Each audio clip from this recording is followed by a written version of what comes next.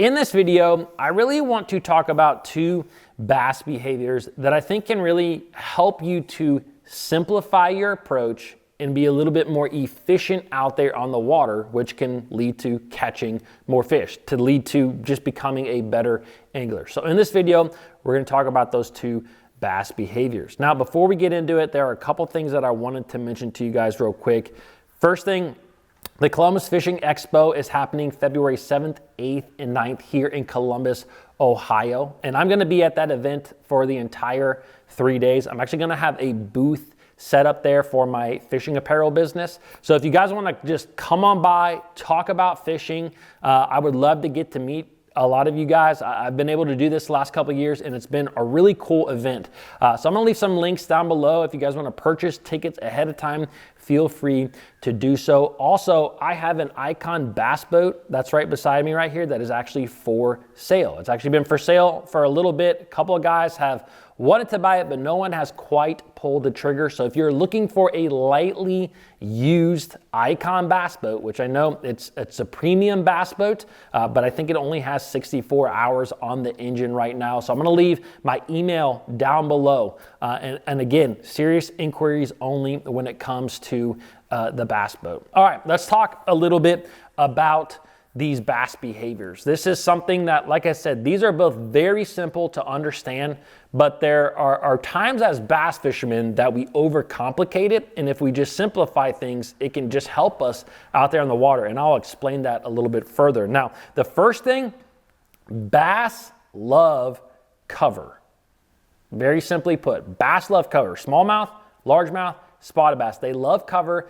They love to be around something. When I was a kid, my parents gave me this largemouth bass booklet, and it showed this study that was done where they put like 8 bass into this circular tank that was, the bottom was completely white in cover, and the bass would just roam all around it. Well, one day they decided to literally just paint a black line across the bottom of the tank, and all the bass that were in that tank, they hovered right over that line. It wasn't even that much different. Like there wasn't anything popping out of the bottom. It was literally a painted black line. I think they actually used tape across the bottom, and those fish gravitated towards it. Bass love cover. Now, like I said, this is very simple, but I want to tell you a couple times where I've run into this in the water and I didn't quite put it together quite fast enough, and it cost me a lot of time. The first time, and this is really when I really learned this the best, I was younger,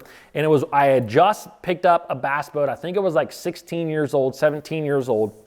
I bought a bass boat when I was 15 and a half, and a lake that was fairly close to me. Everybody knows that bass get on points. Like, I remember listening to the old timers always talk about like bass are on points, bass are on points, bass are on points, caught them on points. That's what you always just heard, bass are on points.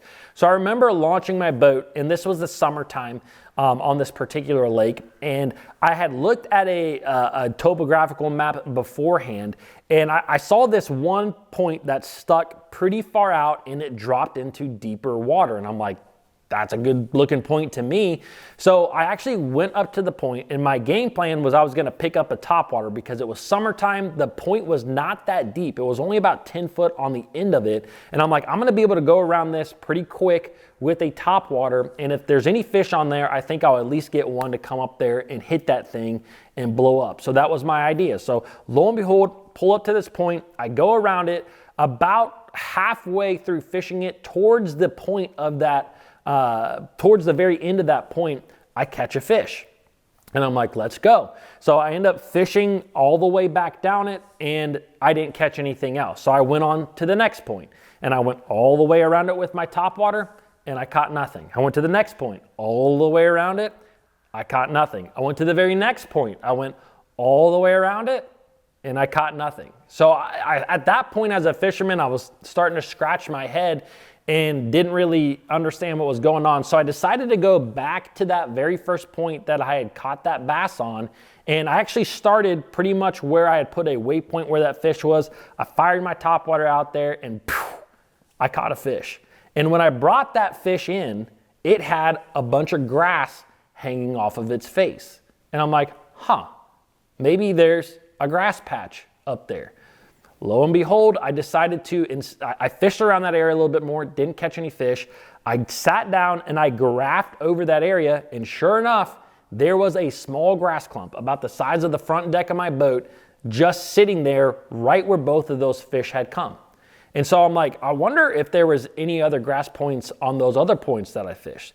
So I went to those other like 3 points that I'd fished, went all around them with my graph, looking at my side scan, not a clump in sight. And so then I'm like, well, maybe I need to find grass that are on these points. How simple is that?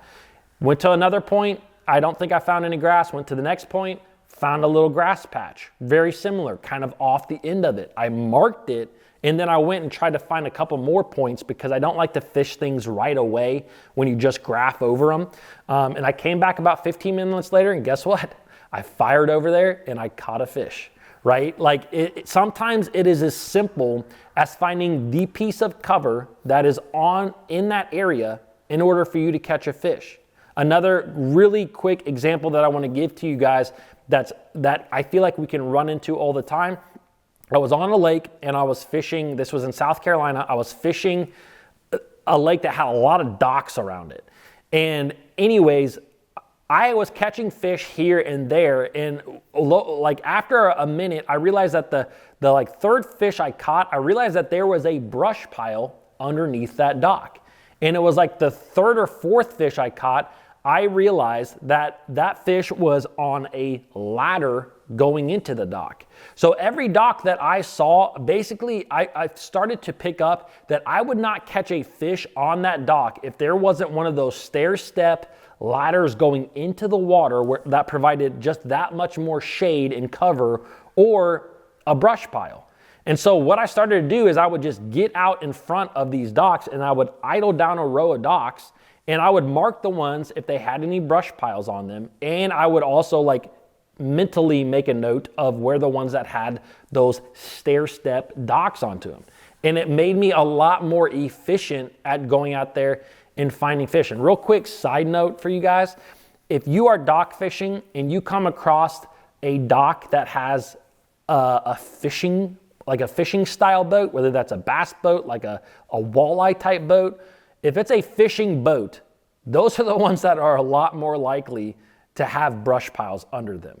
If you go up to a dock and it has a ski boat on it, there's not gonna be, more than likely, there's not gonna be a dang brush pile in sight. Now, I'm not saying you couldn't just catch a bass on that dock anyways, but just a little side note, if it has a fishing boat on it, they are a lot more likely to have brush on them. Also, lights on docks, always a good thing. All right, let's move on to the second point. Bass love cover. Now the second point, and this kind of trumps what I just kind of talked about, but bass love bait.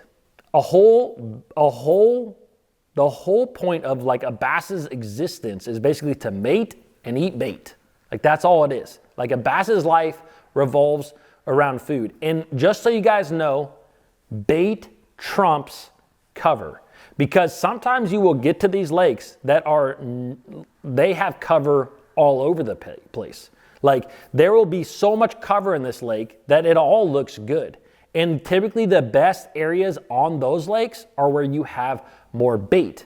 Now, some lakes that you go to, I'm not gonna say that it's the opposite, but some lakes it's so void of cover in the lakes that when you find a piece of cover, it always has baits on it. It always has bluegill. It always has crappie on it, which in turn leads to bass. So sometimes on those lakes that are very void of cover, having a singular piece of cover can really be a big deal. But bait always trumps cover. This is why a lot of times there's a whole population of bass that live in a lake that all they do is follow bait around. And this has kind of been why people have started to spend so much time with live scope, is because now we always thought this, but now it's proven. And now we realize that just how many fish are out there in the depths targeting, like literally just living their life following bait fish around. But the big thing that I wanted to talk about with bait is that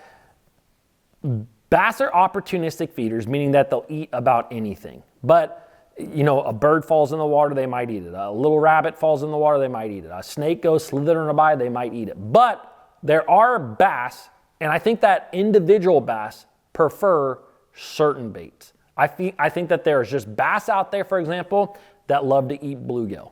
And they might, even though bluegill get deep, there's a lot of bluegill that stay shallow in a lot of these lakes. And so those fish primarily eat bluegill. They live their life, they eat bluegill, they stay shallow.